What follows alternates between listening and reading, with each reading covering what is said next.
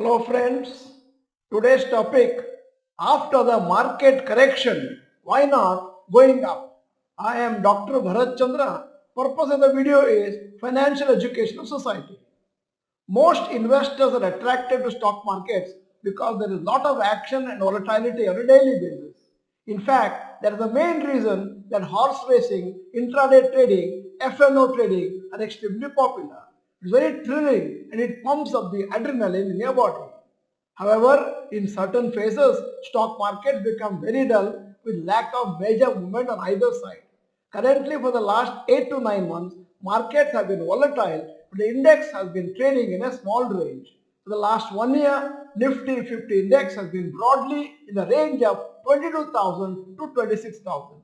Especially since December 2024, Nifty 50 index has been trading in a range of 22,000 to 25,000. Most individual stocks have also been trading in their own narrow range. We have been seeing many comments asking when markets will touch lifetime high and also when momentum will return to markets again. Following are some of the reasons for markets trading in a range and displaying a sideways trend. Number one, huge rally from January 2023 to September 2024. Nifty 50 index was around 18,000 in January 2023 and there was almost a continuous rally in September 2024 to around 26,200. This was a 45% rally in around 20 months. This rally is much higher than the average. Hence, when the previous 1.5 years has been extremely good for markets, it is common for markets to take a breather to adjust and come close to the average.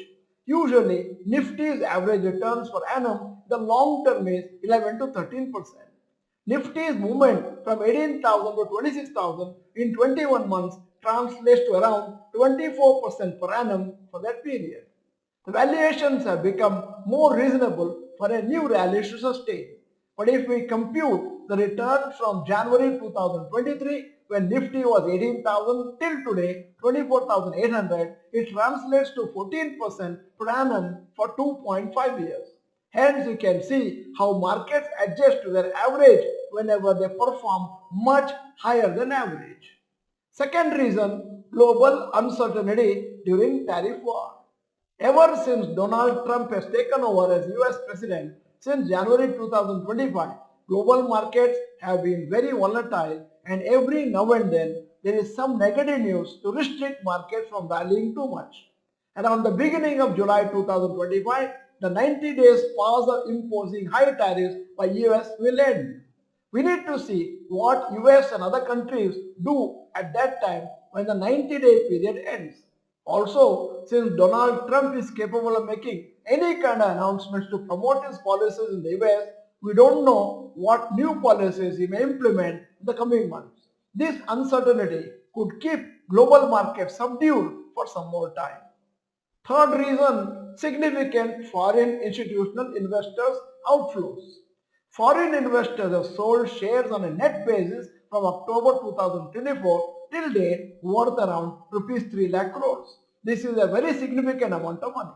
At the same time, DIIs have been net buyers worth around 4.5 lakh crores. This is the main reason that Indian markets have not fallen too much. Fourth reason, weak quarterly results.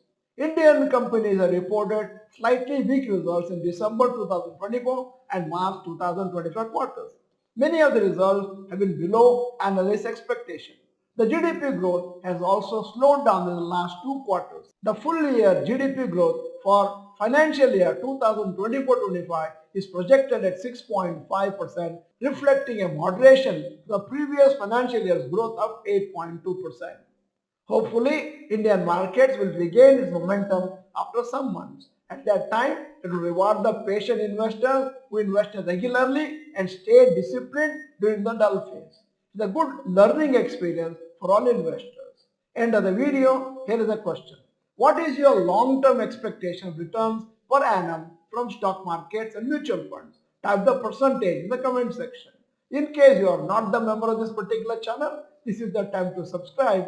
Press the bell icon, send the video to all your friends. The video is good, press the like button. Thank you for watching. Bye bye. All the best.